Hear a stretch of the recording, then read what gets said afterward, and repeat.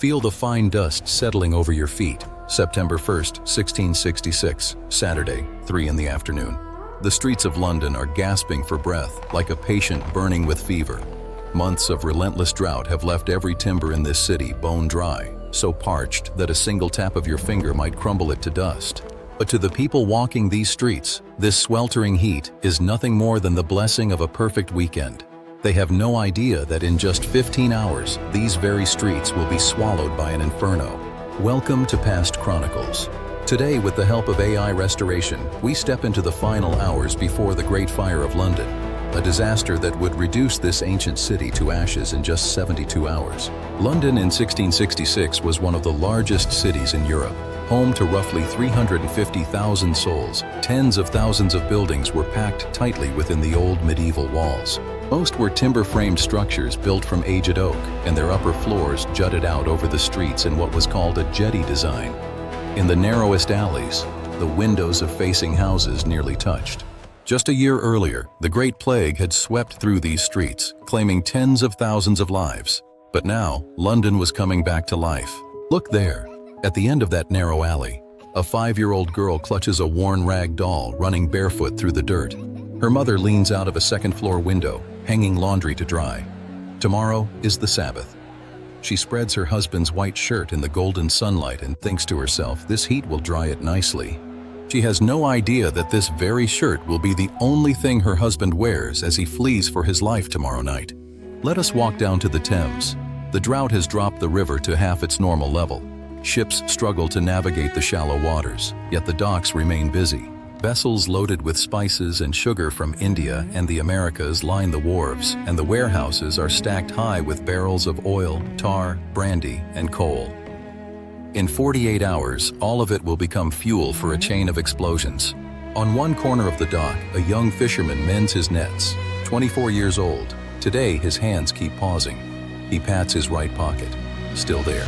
Inside is a small silver ring, passed down from his late mother. Next Sunday, he plans to propose to the woman he has loved for 3 years. She is the daughter of a candle maker who lives near Pudding Lane. That ring will be lost forever when his home melts to the ground early Tuesday morning, and Pudding Lane, where his beloved lives, will be the first street to burn. By 5 in the afternoon, the sun begins its descent. London has no gas lamps. After dark, the city relies on candles and torches. Fire regulations require every household to extinguish their flames before bed. But bakeries are exempt. They must have their ovens ready before dawn. Pudding Lane, a narrow street running north from London Bridge, home to a small bakery that supplies biscuits to the Royal Navy. The baker's name is Thomas Farriner. His oven will not go cold tonight. And in 15 hours from that very oven, London's fate will be sealed. From the south bank of the Thames, the city's skyline glows amber in the fading light. Dozens of church spires pierce the sky, and towering above them all stands old St. Paul's Cathedral. At the time, it boasted one of the longest naves in all of Europe. The people of London believed this mighty stone fortress would stand forever. The mother calls out to her daughter, "Time for supper." The fisherman sets down his nets and rises to his feet, a quiet smile on his face as he imagines next Sunday. The Saturday sun was warm, and this would be the last time they would see their London as they knew it. The sun sinks below the Thames, and the bustle of Saturday slowly fades into silence. Saturday evenings held a special meaning in 17th century London. The next day was the Sabbath. Shops closed early, families gathered for supper, and people laid out their finest clothes for church. It was the most peaceful night of the week. Tomorrow, there would be no work. For Londoners, Saturday night was a small blessing. Let us visit the bakery on Pudding Lane. Thomas Farriner is around 50 years old, a baker of some reputation. His shop is no ordinary neighborhood bakery. He supplies hardtack, a dense, moisture-free biscuit, to the Royal Navy. Hardtack could last for months without spoiling, making it the staple food for sailors on long voyages. Tonight, Farriner is finishing the dough for tomorrow morning's delivery. His bakery is a typical London tenement. The ground floor holds the ovens and workspace. The upper floors serve as living quarters for the family. The attic belongs to the servants. The entire building is made of wood, and the ovens burn all day long. Farriner lives with his grown son, Thomas Jr., and his teenage daughter, Hannah. A journeyman baker named Thomas Dagger and a young maidservant also share the household. As night falls, Hannah retires to bed first. Tomorrow is the Sabbath. The whole family will attend church together. She thinks about baking her father's favorite pie after the service. She has no idea that by tomorrow, the church, the house, and the ovens will all be gone. In the kitchen, the maidservant finishes washing the dishes. She came from the countryside a few years ago to work in this bakery. Tomorrow she must wake before dawn to knead the dough. She wipes her wet hands on her apron and climbs the narrow stairs to the attic. I should get a good night's sleep. That was likely her last thought. In just a few hours, she will become the first victim of the Great Fire. When the flames spread, she will be too terrified to escape through the window. Farriner, his children, and Thomas Dagger will climb onto the roof and leap to the neighboring house. But she will not follow. She is too afraid of falling into the street below. At 9 in the evening, Farriner wraps up his work. London's fire regulations required every household to extinguish their flames before bed. But bakeries were exempt. They needed their ovens ready before dawn. The embers had to stay alive through the night. At 10 o'clock, Farriner rakes the coals in his oven one last time. The firewood has mostly burned down, leaving only a faint glow. He nods to himself. It's fine. It always is. He climbs the stairs and goes to bed. And here we stand before one of history's cruelest ironies. Farriner denied responsibility until the day he died, but the parliamentary investigation would later identify his oven as the point of origin. Perhaps a stray ember landed on a pile of kindling nearby. Perhaps a spark fell onto a sack of flour. No one knows for certain. All we know is this. 3 hours later, the house began to burn. The night deepens over London. In an age before gas lamps, the city sinks into total darkness. Only the faint glow of moonlight spreads across the Thames, and one by one, candles are snuffed out in every home. The mother who hung her laundry earlier lies down beside her child and closes her eyes. Her husband's white shirt hangs by the window, swaying gently in the night breeze. At the docks, the young fisherman pulls out the silver ring in his tiny room. It glimmers in the moonlight. Just one more week, and he will place this ring in her hand. He tucks it back into his pocket, smiles, and drifts off to sleep. Midnight approaches. All 350,000 souls in London are asleep. Tomorrow is the Sabbath. They will go to church, share lunch with their families, and nap under the lazy afternoon sun. That is the Sunday they are dreaming of. But that Sunday will never come. At least not the Sunday they imagined. Inside the bakery on Pudding Lane, something is changing. Near the oven, in the darkness, a small ember holds its breath. It is nothing yet, just a spark no bigger than a man's palm. But in 3 hours, this tiny glow will change the course of London's history. The clock ticks toward midnight, and London takes its last peaceful breath. In the morning, the bakery on Pudding Lane is burning. The Farriner family and their employee Thomas Dagger escaped across the rooftops to the neighboring house. But the young maidservant stood frozen at the window, unable to move. The flames swallowed her whole. She became the first victim of the Great Fire. No one heard her scream. By 2 in the morning, the fire has consumed the bakery entirely and begins spreading to the buildings on either side. Neighbors wake one by one, pouring into the streets. Screams echo through the narrow alleys. Firefighting in 17th century London was primitive. People either doused flames with buckets of water or demolished nearby buildings to create firebreaks. There was no fire brigade. Residents ran with their buckets, but after months of drought, the wells had nearly run dry. 3 in the morning, parish constables wake Lord Mayor Sir Thomas Bloodworth. A request has come from the fire scene to demolish adjacent buildings. By law, only the Lord Mayor could authorize such demolitions, and with that authority came liability for damages. When Bloodworth arrives, 4 or 5 houses are already ablaze. The flames are creeping toward the warehouses along the Thames. Experienced firefighters plead with him, tear down the neighboring buildings, now, before it spreads any further. But Bloodworth looks at the fire and scoffs. Pish, a woman could piss it out. These words are recorded in historical documents. He refused to order the demolitions. His reasoning was simple. Most of the buildings around Pudding Lane were occupied by tenants, not owners. The landlords could not be located for permission. And who would bear the cost of compensation? Bloodworth did not want that responsibility. He went home and went back to bed. That one sentence, that single act of arrogance, it sealed London's fate. You are traveling through forgotten history with Past Chronicles. Subscribing and turning on notifications helps us continue this journey. By 4 in the morning, the fire begins racing down Fish Street Hill. A powerful east wind picks up. At first it is mild, but it grows stronger by the hour. The wind pushes the flames westward toward the heart of the city. By 5 in the morning, just before sunrise, the fire is beyond control. The flames reach the warehouse district along the Thames. Stacked inside are barrels of oil, tar, brandy, and piles of hay. A single match has been struck, and the giant matchbox called London has begun to burn. The mother who hung her laundry wakes to the sound of screaming. Through her window, she sees a red sky. The sun has not yet risen, but the sky is glowing. She clutches her child and shakes her husband awake, asking what is happening, why the sky looks like that. The fisherman at the docks wakes too. The light outside his window is strangely bright. He rises from his bed and opens the window. In the distance, black smoke rises from the direction of Pudding Lane. Beneath the smoke, orange flames churn and swell. That is where his beloved lives. He bursts out the door, barely dressed. The silver ring is still in his pocket. The sun rises, Sunday, September 2nd, 1666, the Sabbath. But no one in London will find rest on this Sabbath morning. Instead of church bells, screams wake London. By 7 in the morning, the fire has already consumed over 300 buildings. The flames race down Fish Street and reach the stables of the Star Inn, where piles of hay and straw ignite in an explosive blaze, hurling embers in every direction. Along the Thames waterfront, a chain of explosions begins. Barrels of tar burst open, sending fireballs into the sky. Molten tar pours through the streets like black rivers. When the oil warehouses catch fire, the blasts echo across the city like cannon fire. People start to run. What do you grab? Your father's portrait, your mother's wedding dress, the cradle you made when your child was born, the box of coins you saved your whole life, the family Bible passed down from your grandmother. But the fire gives no time to think. In the end, most carry nothing, only a child's hand in their own.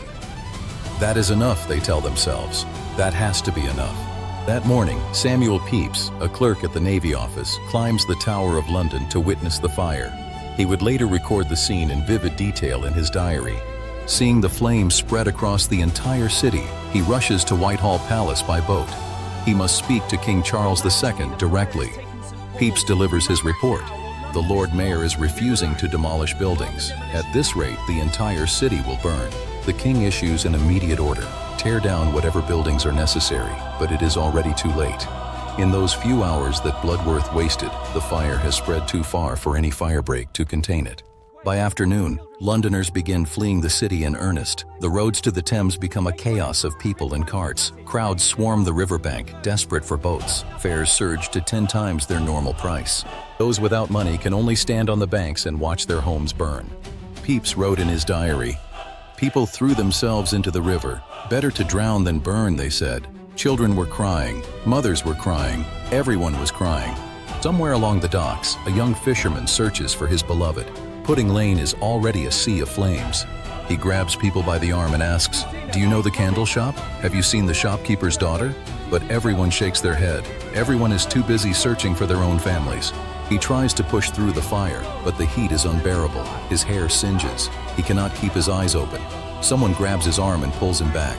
"Do you want to die?" It is too late.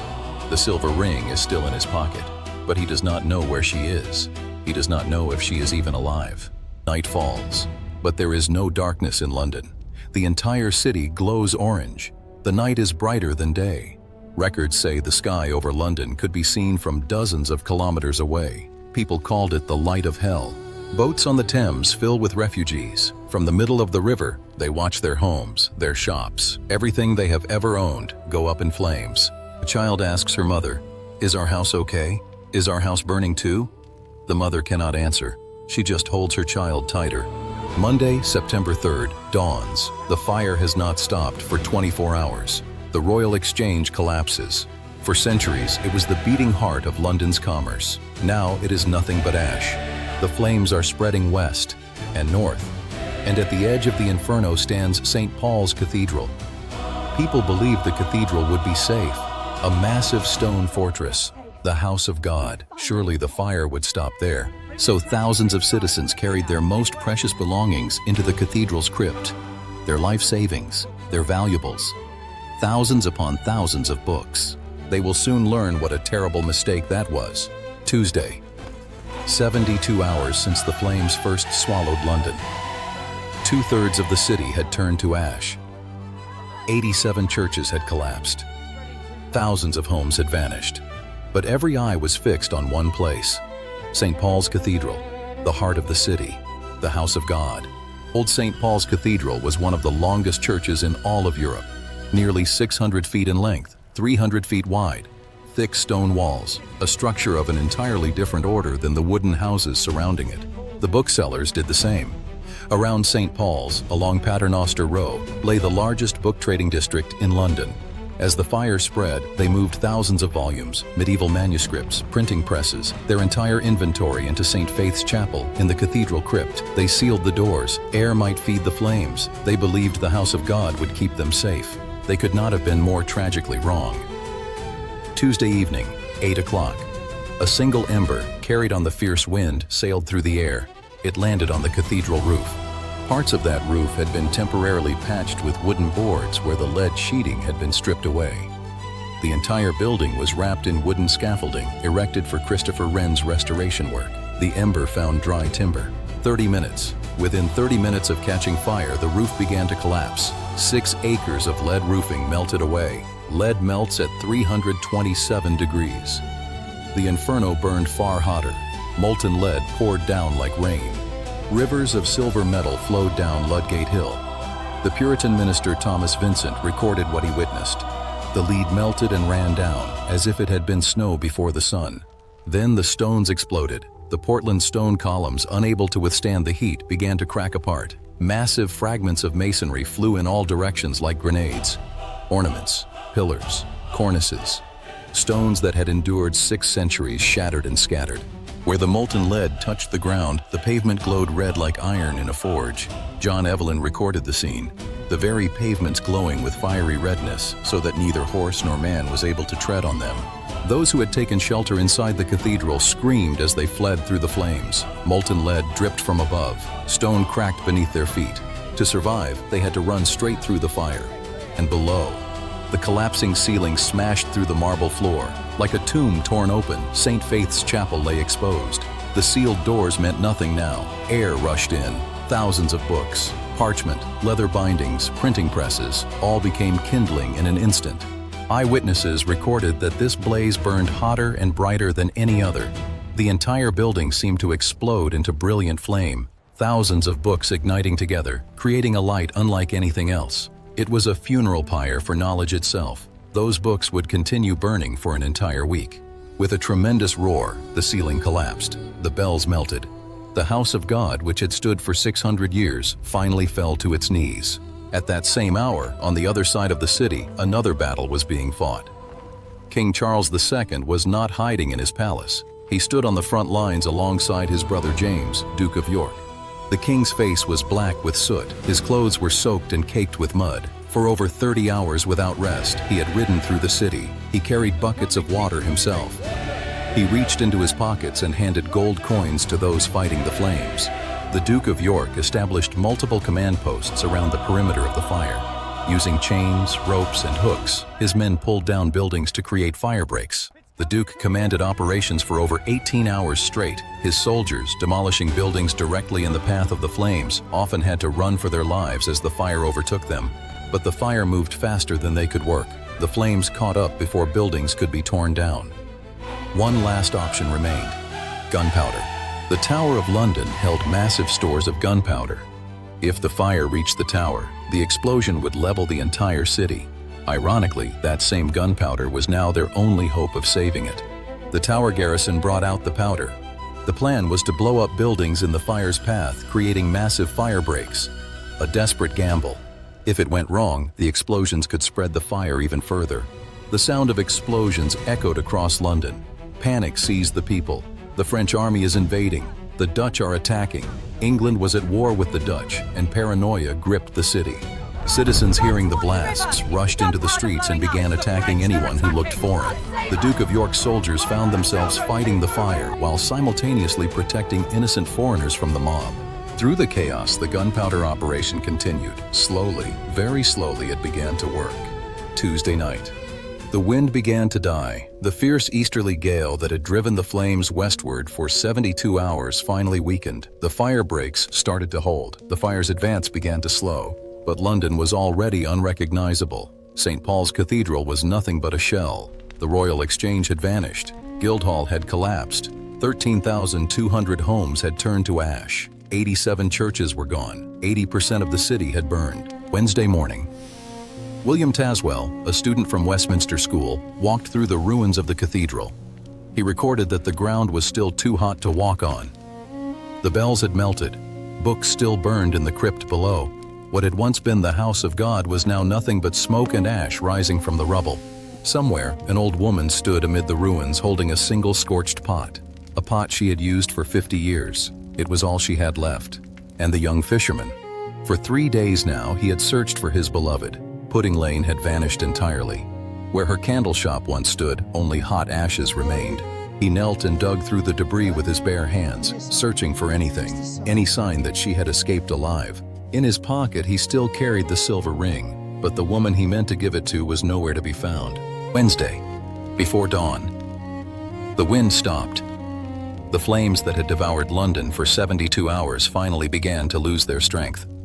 The firebreaks made with gunpowder had worked. Smoke still rose here and there, but no new fires spread. Thursday afternoon, the last flames died. Friday, scattered fires broke out again at Temple and Bishopsgate, but they were quickly contained, and London fell silent. Samuel Pepys walked through the ruins, still hot beneath his feet. What he saw was not a city. Blackened heaps of stone, lumps of melted metal, smoldering pits. The ground was still too hot to touch, and smoke continued rising from underground cellars for months. 13,200 houses, 87 churches, 44 guild halls, the Royal Exchange, the Custom House, Bridewell Palace, St. Paul's Cathedral, all gone. 100,000 people lost their homes. They pitched tents in the fields of Moorfields, on the hills of Highgate and Hampstead. King Charles II brought bread from the naval stores to distribute and established a relief fund. But what did a piece of bread mean to those who had lost everything? And people wanted someone to blame. The French set the fire. Dutch spies did it, a Catholic conspiracy. Rumors swept through the city. A French watchmaker named Robert Hubert confessed to arson. He had not even been in London when the fire started. But people wanted someone to punish. In October, he was hanged. An innocent man became a sacrifice to the city's rage. Spring came to the ruins. Christopher Wren began designing a new St. Paul's Cathedral. John Evelyn and Robert Hooke submitted plans for a new city to the king. Wider streets, buildings of brick and stone, wharves running unobstructed to the riverfront. London began to rebuild. But not everything can be rebuilt. The mother who had been hanging laundry, she survived. She fled hand in hand with her husband before the flames spread. All she took was one thing: her husband's white shirt, still hanging on the line. The home they had shared for 50 years was gone, but they were alive. The 5-year-old girl clutching her doll. She survived too. Her father carried her through the flames. Years later, she would tell her granddaughter about that night. The whole sky was on fire. It felt like the end of the world. And the young fisherman. He searched for 2 more weeks. He went through every refugee camp, one by one. He visited the inns of Southwark, south of the Thames. He scanned every face in Moorfields. Every night he called her name, but she never came back. The young woman from the candle shop. The last time anyone saw her was on the first night of the fire, returning to her shop to gather her belongings. After that, no one ever saw her again. The official death toll of the Great Fire of London is 6, but we know there were those too poor to be recorded, those who vanished in the chaos without leaving even a name. Their names are not written in history, but they dreamed of tomorrow, just like us. They cherished small happinesses. They wanted to hold the hand of someone they loved. Today, Past Chronicles has taken you back to that September in London, 360 years ago, through AI restoration. What we sought to restore was not burning buildings. It was the breath of the people who lived within them. History does not repeat itself, but the stories of those who lived within it echo across time and move our hearts still. The wind has stopped, the ashes have settled, but the tomorrows they dreamed of are still shining, somewhere. Past Chronicles will open another door through time in our next episode. Where shall we travel next? Which era? Which city? Tell us in the comments where in history you would like to go. Please subscribe and turn on notifications.